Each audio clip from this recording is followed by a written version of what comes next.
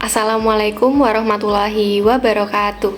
Halo teman-teman, perkenalkan nama saya Dilona Nauzila Syah Putri Irawan dengan NIM 2502102040008.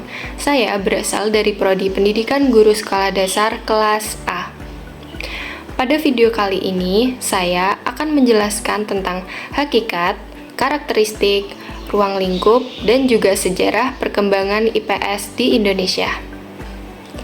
Yang pertama yaitu ada hakikat IPS.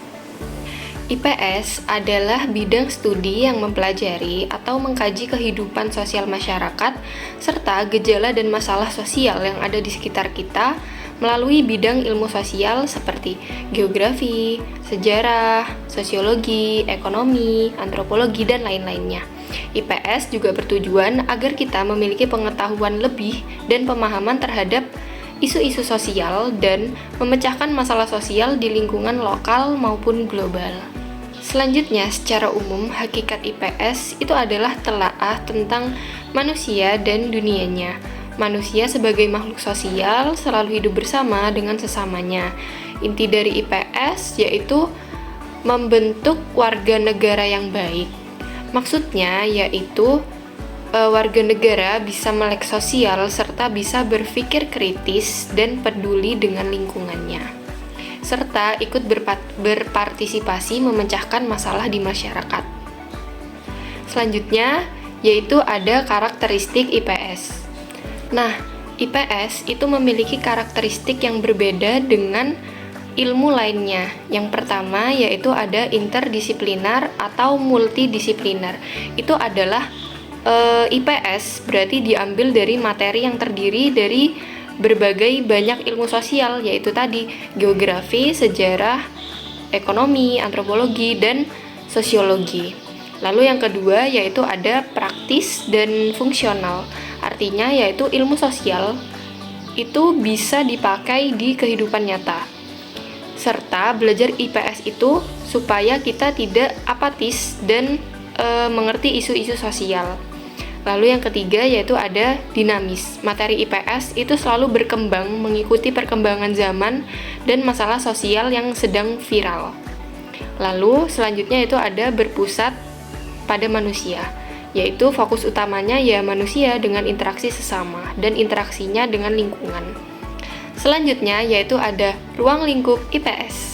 Ruang lingkup IPS itu sangat luas, tetapi intinya yaitu berkisar pada keempat hal ini. Yang pertama yaitu manusia, tempat, dan lingkungan.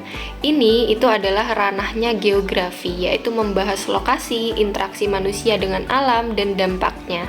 Lalu yang kedua yaitu waktu berkelanjutan dan perubahan. Ini adalah ranahnya sejarah. Belajar dari masa lalu, mengerti kondisi sekarang, dan memprediksi masa depan. Yang ketiga yaitu ada sistem sosial dan budaya.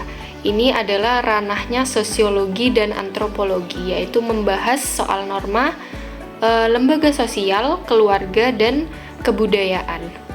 Yang terakhir yaitu perilaku ekonomi dan kesejahteraan. Sudah jelas ini adalah ranahnya ekonomi yang membahas tentang kebutuhan manusia yang tidak terbatas atau kelangkaan, produksi, dan distribusi, serta yang lain-lainnya.